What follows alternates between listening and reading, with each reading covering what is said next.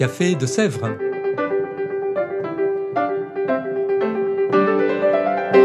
Au Café de Sèvres, on discute philosophie et théologie.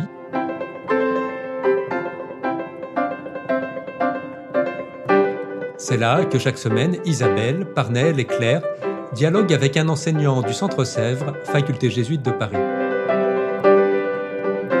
L'émission d'aujourd'hui est animée par Isabelle de la Garandrie. Chères auditrices, chers auditeurs, bonjour, bienvenue dans ce nouvel épisode du Café de Sèvres. Nous recevons aujourd'hui Erwan Choty. Erwan Choty, bonjour. Bonjour Isabelle. Erwan Choty, vous êtes jésuite, ingénieur, docteur en théologie biblique et notamment enseignant ici et membre du comité de rédaction des Cahiers Évangiles. Et c'est lié justement à la raison pour laquelle nous vous recevons aujourd'hui. Puisque cette fois, nous vous recevons non pas finalement tout seul, mais en quelque sorte membre d'un collectif, puisqu'avec d'autres, dont Christophe Pichon, qui enseigne ici même, eh bien, vous avez publié en septembre 2022 un cahier Évangile. Son thème est « Déjouer les logiques abusives ». Alors peut-être d'abord quelques mots sur cette collection. Les Cahiers Évangiles, ça parle à certains, sans doute moins à d'autres. De quoi s'agit-il ? Voilà, c'est une collection qui n'est pas tout à fait récente, ça fait plusieurs décennies. Je regarde mes notes pour être sûr. Voilà, ça existe depuis 50 ans exactement, puis ça fait suite à une publication précédente, les Cahiers rouges depuis 1950. Alors là, j'en ai un sous la main. On appelle ça des cahiers puisque c'est pas des livres chers et très compliqués. C'est une publication assez légère, économique, ça vaut 10 €. Et donc, 4 fois par an, il y a un cahier avec un thème biblique qui est traité à fond. Donc c'est de la vulgarisation, c'est toujours un spécialiste qui se rend à peu près lisible sur un sujet biblique pour des gens qui voudraient étudier l'exégèse biblique mais qui ne le font pas. Et puis il y a aussi quelques actualités sur les études bibliques en France ou le rapport en France avec des Français à la Bible, quelques livres qui sont parus récemment, etc.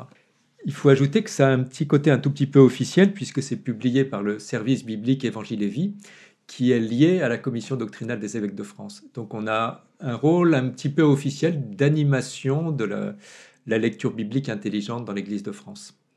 Ce qui n'est pas rien. Alors cette fois, ce numéro en particulier s'intitule « Déjouer les logiques abusives, perspective biblique » à la suite du rapport de la SIAZ, qui a désormais 1 an. Alors on peut tout de même être un peu surpris, parce que en quoi relire un texte multiséculaire comme l'est la Bible peut-il être d'une quelconque aide pour un thème si actuel que celui de ce qu'on appelle communément la crise des abus ? Alors je crois que ce cahier est né d'une rencontre du comité de rédaction il y a quelques mois, où on était évidemment tous écrasés par l'ampleur de ce qui avait été révélé. Enfin, on en avait tous déjà entendu des choses, commencé à comprendre la gravité et puis la souffrance et la conversion qui était appelée là. Et puis, on était beaucoup à avoir lu le rapport et à sentir que le rapport à la Bible était engagé dans cette affaire. Jean-Marc Sauvé l'avait dit, une des spécificités de l'abus sexuel dans l'Église catholique, c'est qu'il commence par un abus spirituel et que des lectures dévoyées de la Bible ont été en jeu. Donc là, on s'est dit, nous qui formons les autres à lire la Bible, on a une part de responsabilité pour ce qui s'est passé et puis quelque chose à faire peut-être.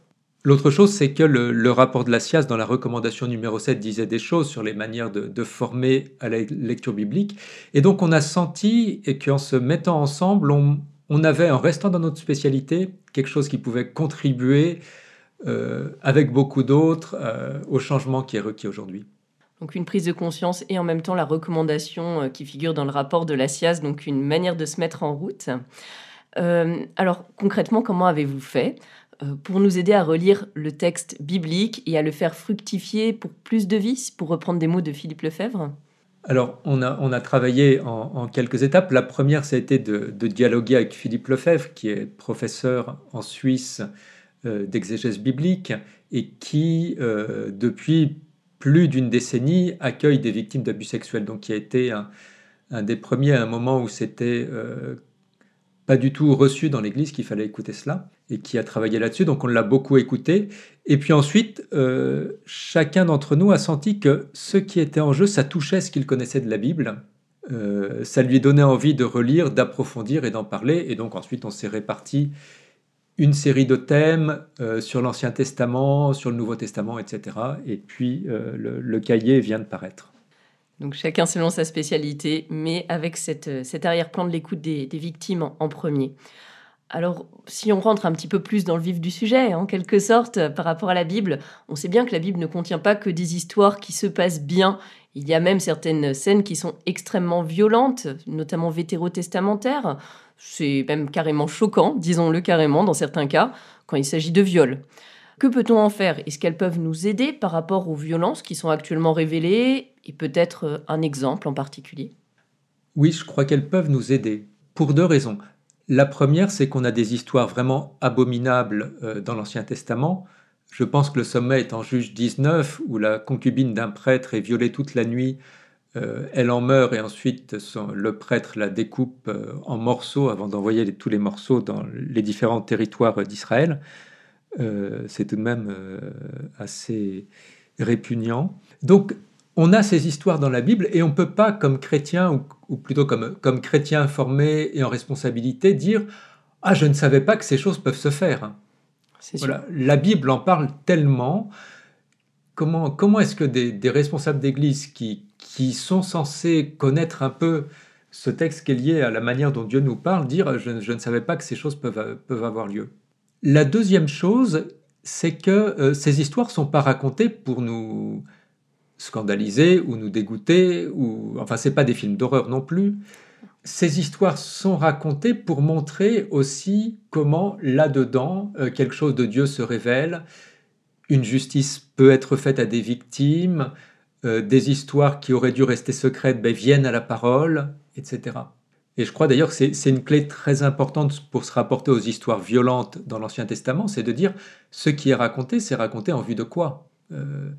Les éléments sont horribles, mais ils sont agencés en vue de dire quelque chose qu'on peut chercher. Très bien, alors vous avez cité un des exemples les plus choquants, clairement, mais est-ce qu'on pourrait peut-être rentrer dans un des exemples, peut-être qui est cité d'ailleurs dans le cahier Évangile? Voilà. On dira plus tard des choses sur le Nouveau Testament, il ne faudra pas qu'on l'oublie. Moi, je peux dire ce sur quoi j'ai travaillé. Tout à fait. J'ai travaillé sur l'histoire de Genèse 34, une histoire qu'on ne lit pas à la messe. C'est l'histoire d'une fille de Jacob qui s'appelle Dina, qui a un rapport sexuel avec un jeune homme étranger, Sichem, avant le mariage. Voilà. Et il y a une grosse ambiguïté parce que l'hébreu n'a pas de verbe pour le viol. Donc on a un débat exégétique pour savoir si c'était quelque chose de consensuel, bien qu'interdit parce que le jeune homme n'était pas de la tribu, puis il ne fallait pas faire comme ça, ou s'il y a quelque chose qui est de l'ordre du viol. Suite à ça, les pères des deux sont bien embêtés, on propose un mariage, et les frères de la jeune fille disent « Pour que le mariage ait lieu, il faut que tous les hommes de l'autre tribu qui ne sont pas israélites soient circoncis. » Ils acceptent. La circoncision entraîne, semble-t-il, une sorte d'infection et de fièvre, donc tout le monde est malade pendant quelques jours, et ils en profitent pour aller tuer tout le monde. Donc, on voit bien, il y a une histoire avec un problème qui est peut-être un viol, mais on n'est pas sûr au début, mais on n'a personne qui semble réagir de manière juste. Enfin, il y a un massacre qui semble démesuré, il y a des pères qui négocient une compensation financière, mais qui ne semblent pas à la hauteur. Et ce qui m'a beaucoup intéressé en travaillant cela, c'est que l'Ancien Testament n'a pas de terme pour le viol. Et donc, on voit bien une histoire avec des gens qui réagissent mal, et puis tous les exégètes qui retravaillent ce passage aujourd'hui sont pris dans l'ambiguïté et sont comme les premiers témoins d'abus sexuels, qui ont du mal à dire « on m'a raconté une histoire que je ne comprends pas » et qui essayent de rationaliser d'une manière ou d'une autre, dans un sens ou dans l'autre, ou pour évacuer ce scandale. Et quand on lit l'ensemble des commentaires, on voit que les exégètes ont eu le même problème sur ce texte. Donc il y avait une illustration à 2 niveaux de ce qui se passe dans des histoires d'abus. Oui, donc vraiment un écho et une histoire où clairement il y a une sorte de spirale de la violence et du non-ajustement de la relation systématique. Et si on le relit justement aujourd'hui, avec tous ces exégètes qui se sont retrouvés dans cette situation un peu perdue, qu'est-ce qu'on pourrait en tirer ou commencer à en tirer? Alors moi, je propose deux points pour l'interprétation. La première, c'est qu'il y a 2 personnages silencieux. Le premier, c'est la jeune fille. C'est-à-dire que tous les commentateurs se disent, certains disent « Ah, elle était consentante et c'est juste un problème ethnique », d'autres disent « Elle est violée et il faut dénoncer le viol, etc. » Moi, ce qui m'a beaucoup frappé, c'est que c'est la seule à ne pas parler.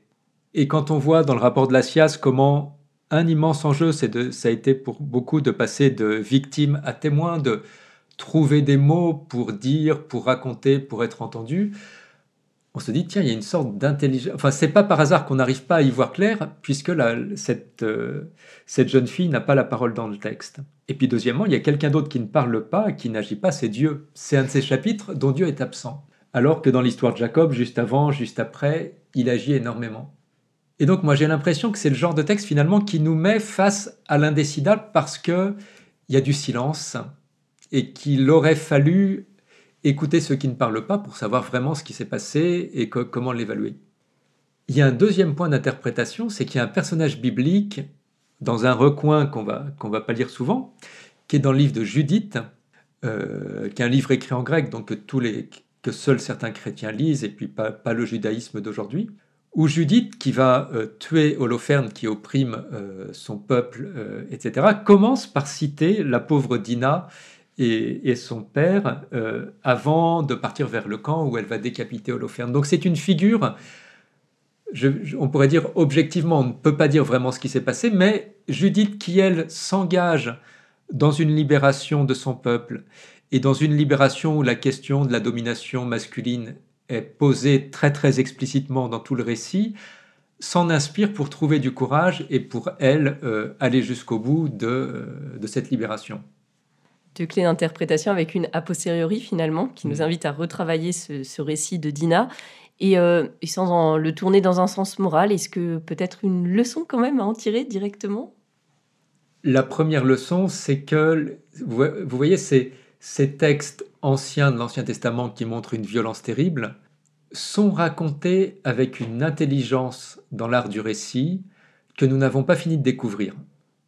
On peut toujours dire que c'était des nomades dans leur désert avec leurs troupeaux et qu'ils n'étaient pas civilisés, mais ils avaient des manières de raconter, des intelligences de ce qui fait l'humanité très profonde. Et cette question du silence et du manque de parole, elle est tellement visible une fois qu'on a entendu ce qui s'est passé chez nous, qu'on se dit qu'ils avaient tout compris du problème.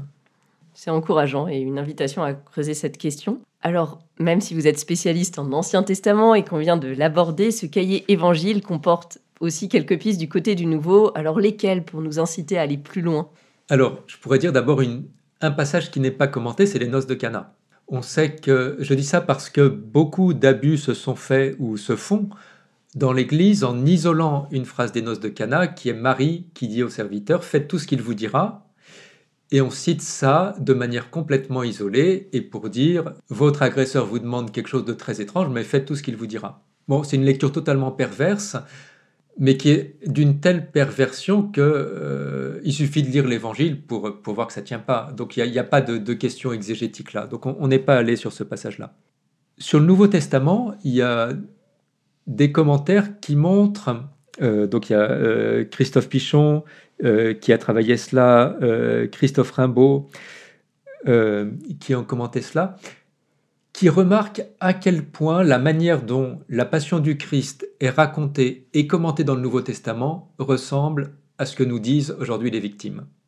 Parce que, alors évidemment, il y a un meurtre, un assassinat, c'est une question différente. Mais la question de comment la parole est engagée, y ressemble de manière troublante.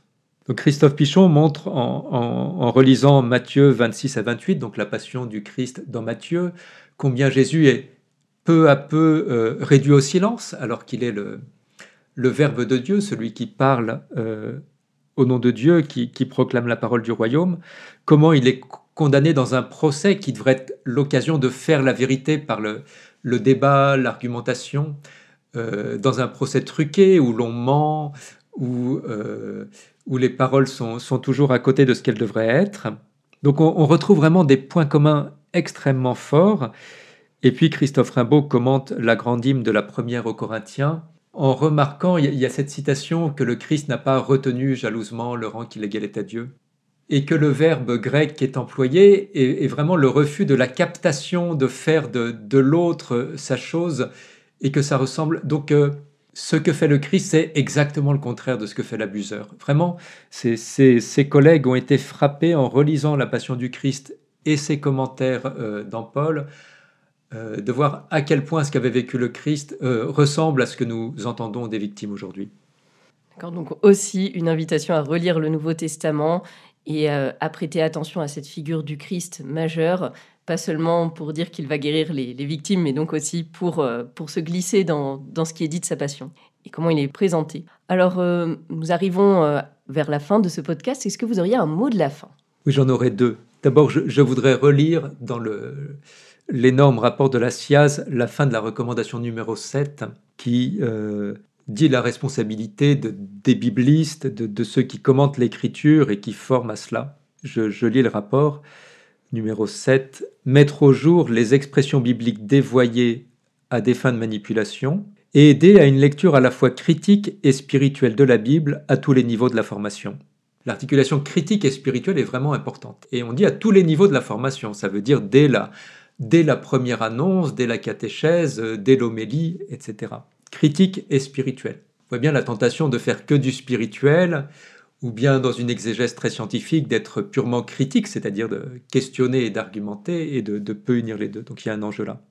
La deuxième chose que je voudrais dire, c'est que combien j'ai été frappé en lisant le premier tome, le tome de Victimes à témoins, d'avoir l'impression de lire les psaumes par moment. C'est-à-dire de ne pas être mis seulement à quelque chose que je ne peux pas me représenter parce que je ne le connais pas personnellement et je m'en approche en écoutant, mais de ne pas être mis devant l'insoutenable, mais d'être mis devant des gens qui cherchent les mots et qui trouvent les mots pour parler. Et ma lecture des psaumes, c'est ça, quoi, c'est de voir des croyants dans des expériences qui les dépassent, qui sont parfois de mort, de guerre, de persécution ou de retour à la vie, de trouver les mots pour les dire. Eh bien, je crois que à tous ceux qui ont peur de lire ces textes, j'ai envie de dire, lisez-les comme vous lisez les psaumes. Merci beaucoup. Une invitation donc à aussi lire ce recueil d'auditions de victimes qui est frappant. Merci beaucoup de cet entretien, Erwan Choty. Nous rappelons que ce cahier évangile est disponible dans la plupart des librairies religieuses, mais on peut également le commander sur Internet. Voilà, pour 10 €, donc c'est tout de même très abordable. Voilà, ça vaut le coup. Et chères auditrices, chers auditeurs, je vous dis à bientôt pour un nouvel épisode du Café de Sèvres. Au revoir. Au revoir.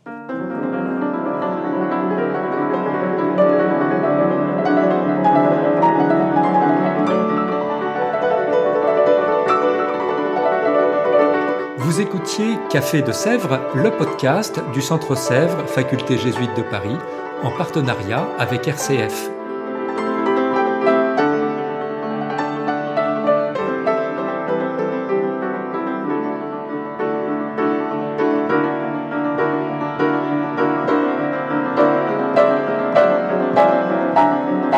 Pour ne rater aucun épisode, abonnez-vous sur votre application préférée. Spotify, Deezer, Apple Podcast ou Google Podcast.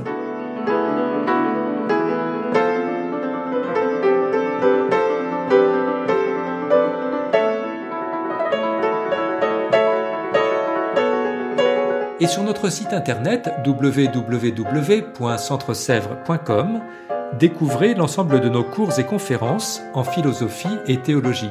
À bientôt.